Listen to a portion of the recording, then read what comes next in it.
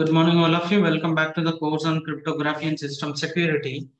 During our previous session, we were discussing about data encryption standard algorithm, which is DES. Right? There are certain factors, certain parameters, right? We supposed to remember when we talk about data encryption standards.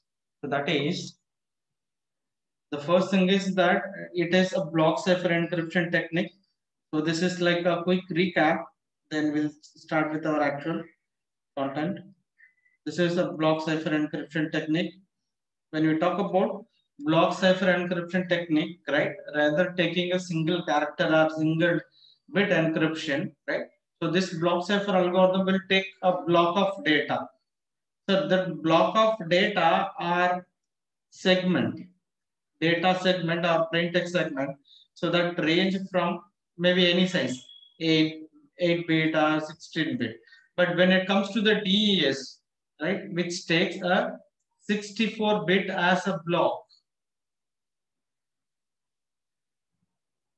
right, depends upon your plain text size, right, your entire plain text information, which are going to be divided into individual blocks where the block size is 64 bit each. And in order to perform the encryption or decryption, the key which we are going to use, which is a 64-bit key, basically, out of that, using the permuted choice 1, right, we'll be getting 58-bit key, right? From that 56, 58 plus 8, 64, correct. It is 58.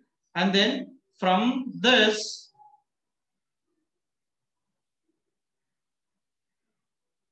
is it correct? 58 or 56? So it is 28 plus 28. It is 16. So it is a 56-bit key. Right? I just got confused. So left 28 and then right 28. So total 56. Out of that, from 56, we are going to use only 48-bit key for each round. When we discuss about the different PSS cipher encryption technique, there are different design principles. First one is plain text size, and then key size, and then the round function. When we talk about the round function or the number of rounds which we are going to use or perform here in DES is total 10 rounds, right?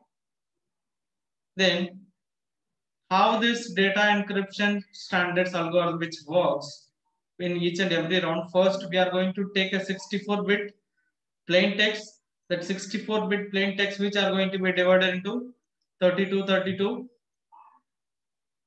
left 32 and then right 32. Very similarly, here we have the key which is 28 and then 28. Initially we have 64. Out of that, using permuted choice 1, we are selecting 28 plus 28, which is 56. From this, right, what we are going to do is that we are going to select only 48 bit key, right? So now what we are going to do here in the DES algorithm, we are not going to perform any operations with the left half of the data. And when we have the right half of the data, so this right half of the data which are going to be converted into using expansion or E table, which is from 32, it is going to be converted into a 48 bit. So which is expansion permutation, or we can call it as it is a E table. So we are going to add some padding bits, and finally, so this will produce a 48-bit plain text. Now this 48-bit plain text with the 48-bit key, so which will produce a 48-bit output. Now this output again, which are going to be applied into an S box, where this X box will reduce 48-bit values to 32-bit, right? After that, so this will be used for permutations. You all might be knowing about what is meant by this permutation. Permutation is the process through which, right, the plain text positions are the corresponding position are going to be rearranged in a different locations, right? After that, the permutation, whatever the output we are getting, the permutations, right? Right. So that is going to be again which are mapped with that the left half of the data, whatever we have. Once again, this left half of the data and again which is going to XORed with the right half of the data. So here it is 32, here 32. So here we'll get right 32 bit. At the same time, when we talk about this right half of the data, so here before processing these values, so this will become left half of the data.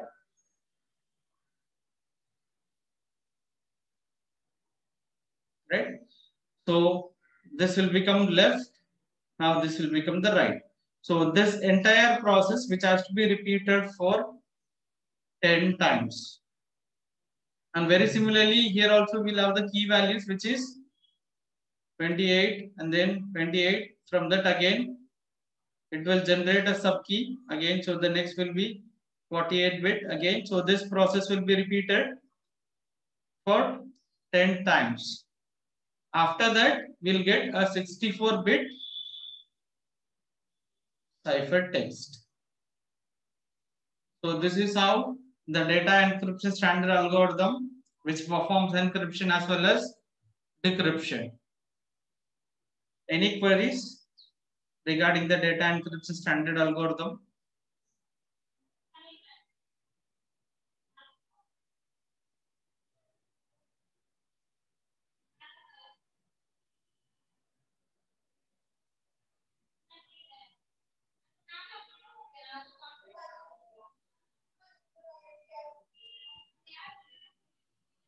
Any queries?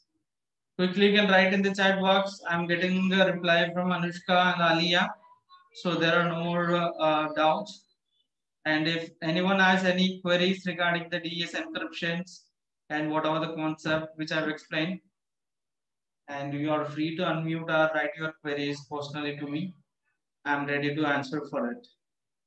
If there is no more query, then we will move to the next topic. In today's session, we'll be discussing about another important DES based technique, which is block cipher modes of operation. Can you all see the presentation screen of the presentation PPT? I need to share the presentation again once again. I'll share it. Yes, I need to share it. I hope now it is visible for all of you. I'm waiting for your acknowledgement. So yes, thank you. Thank you for your responses, right? In this session, I'll be talking about different modes of operation through which, right, we can perform how the data encryption standards, which works, the different variants, I could say that, block cipher modes of operation. I was explaining about DES. DES is one type of block cipher. Very similarly, there are different variants through which the block cipher encryption, decryption can be performed. That is block cipher modes of operations. So when we talk about the block ciphers encrypts a fixed size block, right? When we consider about the DES, which took a 64-bit block. Very similarly, when you talk about AES, that we will study in the further half of the chapter, right? So that advanced encryption standard, which may works for 128-bit plain text or 192 to 56. By the way, so different algorithms like RC4, RC5, Blowfish algorithm. different block cipher encryption technique which uses a different input in block bit as the input, right? And so some algorithms or some variants which may work as a block and some which will work as a stream mode, right? And you might be wondering how this no the block cipher mode which can work as a stream. So instead of taking a complete block, so here in the stream mode, half of the block or a certain part of the block which are going to be considered are used for further operation. By the way, we are calling it as stream. The first variant in the block cipher modes of operation is that electronic codebook mode. So why we are saying this electronic codebook mode means, so this is very similarly how we performed in the DES, right? So when we talk about the plain text message is broken into the independent blocks which are encrypted. So whatever the information which we have, the entire information which are going to be divided into the blocks. Block 1, block 2, block 3, where each block which the specific range, say for example, I'm taking which is a 64-bit block, right? Each block is a value which is substituted like a code book, and it is called a code book cipher. Because for all the blocks, we are going to use the same key for encryption. K1, here also K1, and here also we are going to use K1. So for example, 64-bit plain text and then 64-bit key. The key which we are going to use for encryption is same for all the blocks. Suppose if I have 10 blocks of plain text, for all 10 blocks, I am going to use the same key. What is the problem with this? If I substitute, no, if I do the XOR operation or encryption function, if my plaintext characters are repeating, obviously my ciphertext also which is going to be repeated. This is very similarly how the CSS cipher encryption algorithm works. If you are replacing the third character, so A will become as BCD. Very similarly, here if you are using a different key and the same character or same input which are going to be converted into the same ciphertext, right? So here we will get a specific ciphertext as an output like dictionary, and by the way it is called a codebook block cipher. Each block is encoded independently of the other blocks. So here whatever the plain text we have, right? So here we are, let's assume it is data encryption standard with respect to the key one, and finally we'll get the ciphertext, right? This may not be suitable for large amount of information because the attacker can easily guess what type of data which has been transmitted once if we get the key, because for all the encryption functions or all the different blocks of encryption, we are using a same key, right? So you will understand through this diagram, right? So for example, now this is what the plain text, right? Let's assume plain text is 64-bit and the key is 64-bit. In the previous lesson, in the previous lecture, I was explaining about the XOR operation. What is that XOR operation? Why we need to use, or why we are using XOR operation in the cryptanalysis or cryptography techniques? Hussein Painter, can you answer for the question? Why we are going for the XOR operation in encryption and decryption? EC2 reverse. Okay, very good, Amina. So this XOR operation are reversible operations, right? And with the help of that property, so we can easily identify the ciphertext as well as the plain text by combining with the keys. If there are three elements, plain text with the key, and we'll get the ciphertext, and then ciphertext with the key, we'll get the plain text. So this entire XOR operation is completely reversible, so that this XOR operation, which is commonly used for almost all types of encryption and decryption function. So in similar way, we assume that if it is a 64-bit plain text and 64-bit key under encryption function will get a 64-bit ciphertext, right? So for example, if I am taking SAMPATH for easy understanding, right? If my A is replaced with, say, for example, uh,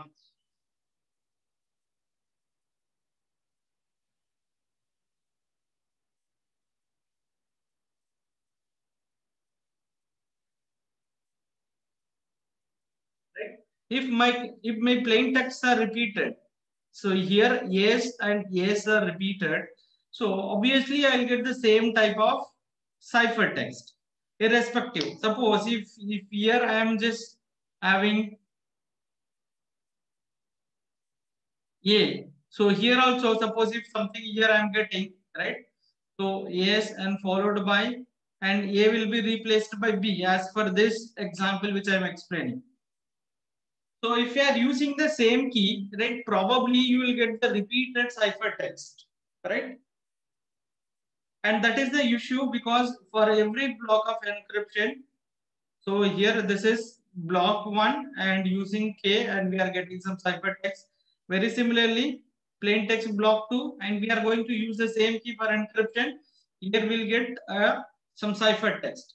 But when we look into this ciphertext, the ciphertexts are going to be repeated or which are going to be repeat for if the plain text characters or bits are repeating, because we are going to use the same key and obviously the repetition is possible. When we talk about the decryption, which is completely reverse, so here ciphertext and that will be applied to the decryption function and with the key and we will get the plain text.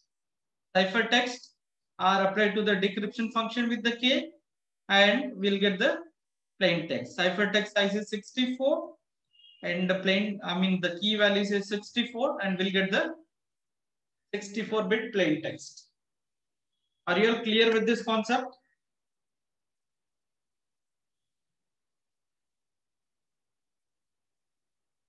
This is what the logic behind the electronic codebook mode. It is very simple to understand, right? Whenever you wanted to encrypt any large block of data using electronic codebook mode, the entire input information which are going to be divided into the small blocks where the block size maybe let's assume it is 64. So similarly 64-bit plain text and 64-bit key which will produce 64-bit ciphertext. Very similarly, the remaining 64-bit blocks are going to be encrypted with the same key that will produce the corresponding 64-bit ciphertext. This is how the encryption process. When it comes for the decryption, 64-bit ciphertext again, so that will be use the same key for decryption and that will produce a 64-bit ciphertext. So now this technique which uses a symmetric key encryption technique. What is meant by this symmetric key encryption technique? Symmetric key encryption technique is the technique which uses a same key or similar key which is used for both the encryption as well as decryption. Okay, I hope this is clear. So I was explaining this only, right? Electronic codebook mode is in which the plain text is handled one block at a time and each block plain text is encrypted using the same key, right? I just explained this already, right? Again, I don't want to repeat it. Second, when we talk about the electronic codebook mode, next we'll discuss about the advantages as well as limitations, right? When we talk about the advantages, right? Because so it is very easy to implement because it is going to use a simple operations like dividing the values into the smaller blocks and then we are going to encryption with the same key and we'll get the ciphertext. But when we talk about the weakness or vulnerable of this encryption technique or ECB mode is that which is due to the encrypted message blocks being independent as well as, and when we talk about the ciphertext values are going to be repeat. If the values are repeat, say for example, if attacker got the ciphertext value 64-bit, 64-bit, 64-bit, right? and the specific characters are bits which are going to be replaced by the other values, so that if we get that the repetition of the characters in the ciphertext, and so that will make the easiest way so that the attacker will get a chance to crack the security or break the security easily. So this is what the advantages as well as disadvantage of electronic codebook mode. I hope it is clear. If any queries, you can write in the chat box.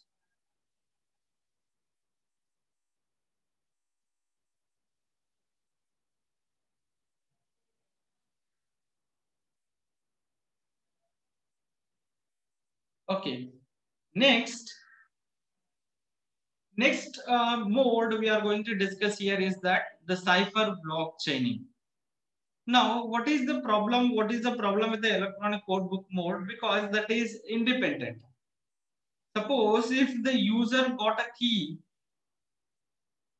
what will happen? Because if the user has the key, immediately can break it, because there was only one key which was used to avoid the loophole, right? Whatever the information we are going to pass, that are going to be encrypted twice with the different parameters, right? Or maybe in different transformation which has to take place before doing an encryption.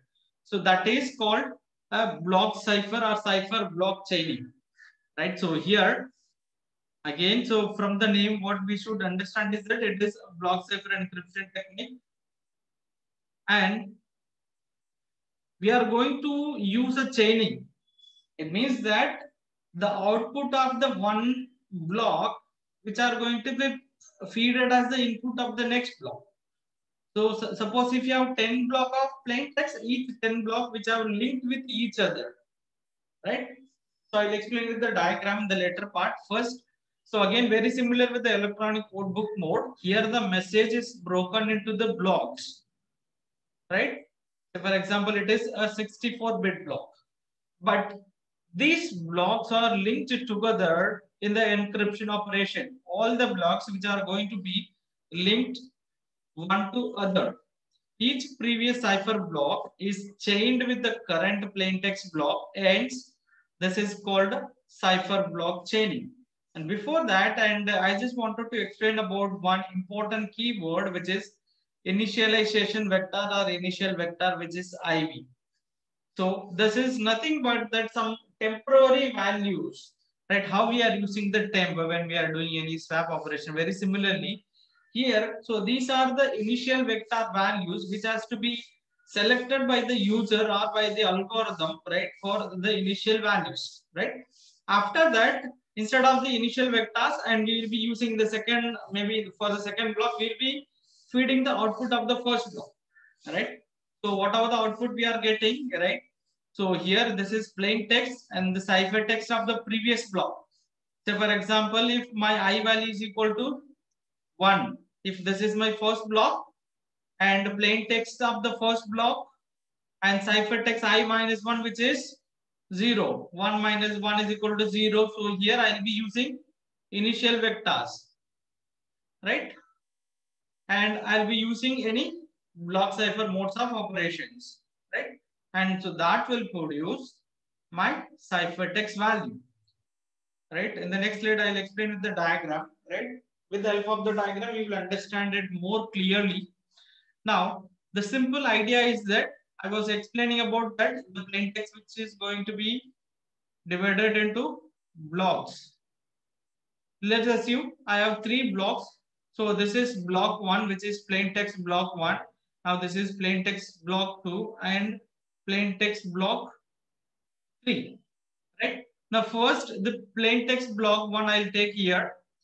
Let's assume it is a 64-bit, right? So before applying an encryption function, I need to use the initial vectors. So as I mentioned, so this is like also a key, right, which is equal to the plain text. So 64-bit initial vectors, right, are a temporary variables. So that are going to be XORed with the plain text. So now this plain text bit is 64 and the initial vector which is 64, that will produce an intermediate ciphertext which is 64-bit in size. Right now, this intermediate ciphertext of 64-bit which fed into the encryption function. Now this value which are going to be encrypted using K, which is 64-bit in size, and so that will produce a 64-bit ciphertext. Now, how this algorithm is secured with the electronic codebook mode, which we discussed as the first mode of operation, that we did not use this part.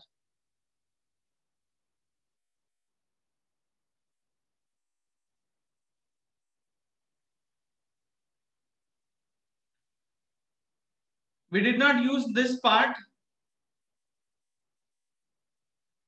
right? So this part was not there in the electronic codebook mode when we consider about the first block. Directly plain text, I'm just repeating what we performed in the electronic codebook mode. Directly we took the plain text, this plain text which is 64 and key which is 64, encryption function we got 64-bit.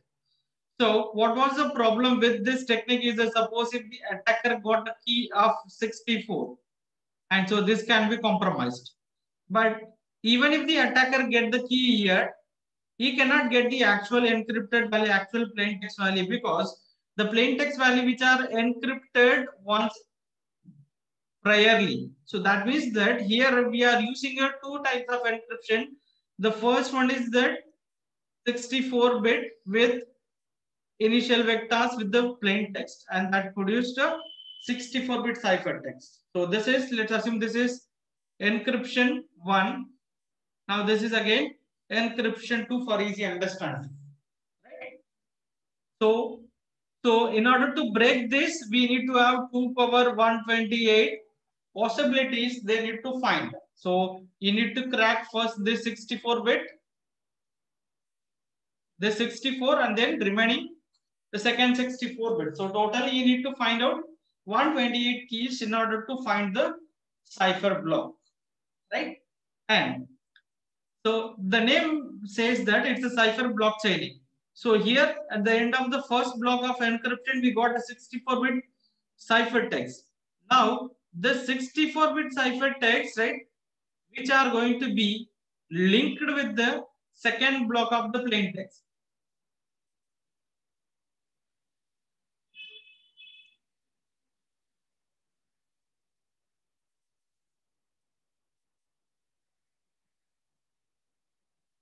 Now, this is plain text block 2. Let's assume this is plain text block 2. And so here some data which has to be used for XOR operation. For that, this is a 64-bit value, right? For that, the input will be from the output which we received from the block 1. Right? So this will be as a second value. So here 64-bit, 64-bit, again we'll get the 64-bit. So that will be encrypted using K, which is 64. So this will produce a 64. Now the 64 input value again, which will be fed to this plain text block 3 again. So here we'll get 64. So that will produce again a 64. Again, we'll be doing encryption using K, which is 64. So that will produce a 64-bit ciphertext. Now again, so by the way, so this will be repeated unless we complete all the blocks of encryption has to be takes place. I hope this is clear. Any queries regarding this block cipher modes of operation? Yes. Yes. Obviously, Anushka, then initial vector is also a key. But that why we are saying initial vector instead of a key? Key is something that we need to use for each and every round. But here, the value what we are select is that is going to be used for only one round. That is for the first round. So for that, we are using initial vectors or initial values. You can call it as any name. You can use none value, or you can use initial vectors or temporary variables, right? I hope this is clear, Anushka.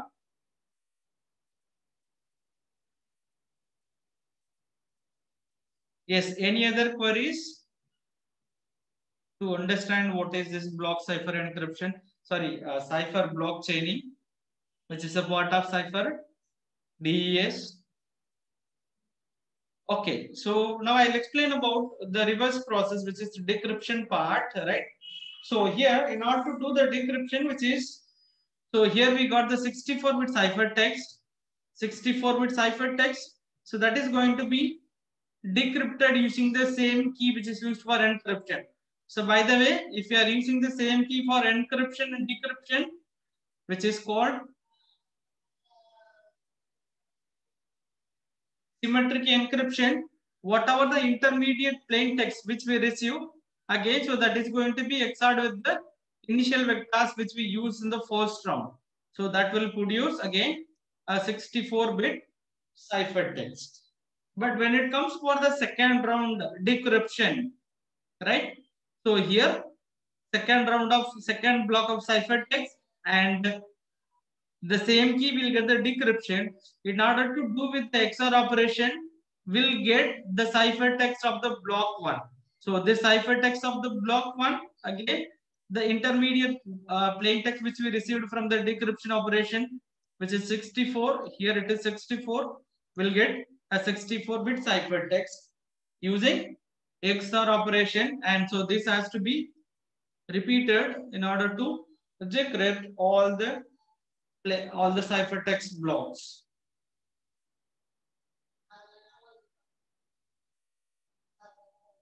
Okay. Any queries regarding this electronic codebook mode as well as cipher blockchaining?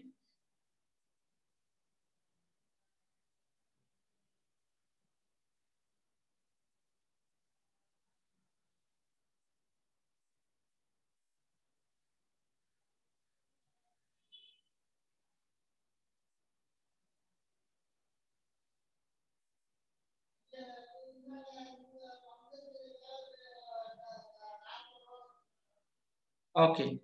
So I have there are no more queries, right? So next we'll discuss about some of the advantages as well as limitation of the cipher blockchaining, right?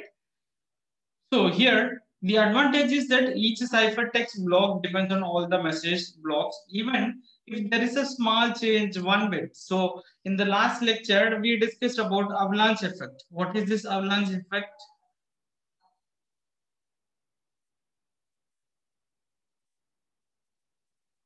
What is this avalanche effect? Do anyone remember? What is this avalanche effect?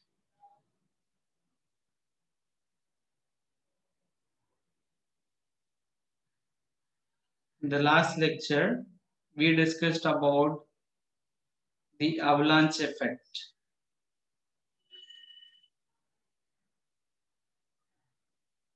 Do you remember?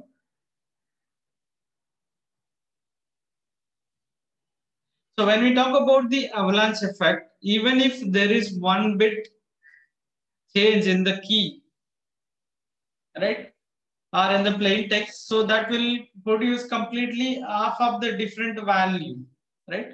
By the way, that is called an avalanche effect. Very similarly, right? So here, when you talk about the advantages of the cipher blockchain, because all the plain text which are going to be linked with the ciphertext of the previous block, even if there was a small change, a one bit change, right? So that will completely, which produces after all the 10 blocks or 20 blocks, that will produce a complete ciphertext, right? By the way, so this algorithm is very safe, or I could say that, right? So where we need to use the correct key, which is 2 power 128. So 64-bit initial values or initial vectors, and then 64-bit key, right? Now, what is the problem here when we are talking about the initial vectors, right? Again, so this initial vector has to be known to the sender as well as receiver. Right? If it is not known by the receiver again, so this may create, or he cannot be able to get the complete plain text, right? That means that the last part of the plain text, right? Again, transferring this in, I mean, initial vectors, right? So again, so that will be a big issue, right? For that, we can use maybe any one of the standard technique, right? Which might be the electronic fund transfer point of sale method, which no randomly which will select, right? And that can be distributed, right? So otherwise, we can use a Diffie element key exchange algorithm. Through that, the selected key value which can be transferred.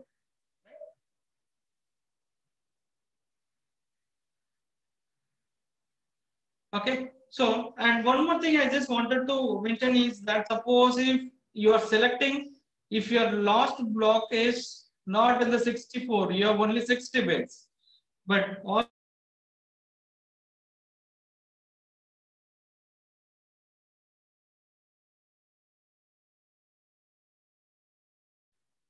I think there is some network issue, because of that I got disconnected. I'll share it again and we'll proceed.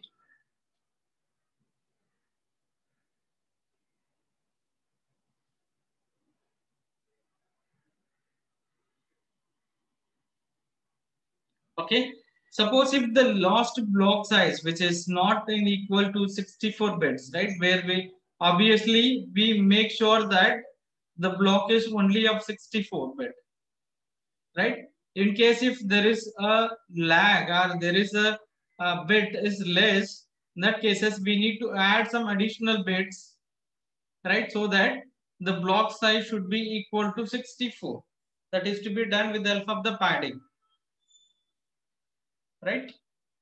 So I hope this is clear. And if you have any queries, and you can write in the chat box.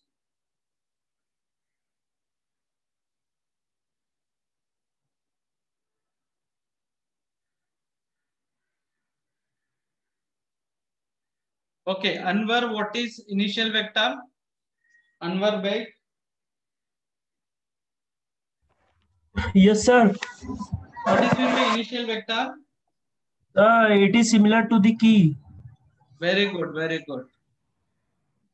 Good. Because we are not calling as a key, because the key is something which has to be used repeatedly in different operations. But here we are going to use only one time, or you can use it. You can give it as a different name like the temporary values, right? Or initial vectors, or maybe the one-time value, anything, right? I hope this is clear, right? The next Yes, sir. technique or the next mode which we are going to discuss is that cipher feedback mode. So this is very similar with cipher block chaining, but here instead of taking a complete block, here we are going to process as a stream of bits. So here out of 64 bits, so here we may consider only a part of a block, and that is going to be processed, right? A message is treated as a stream of bits added to the output of the block cipher, very similar with the previous cipher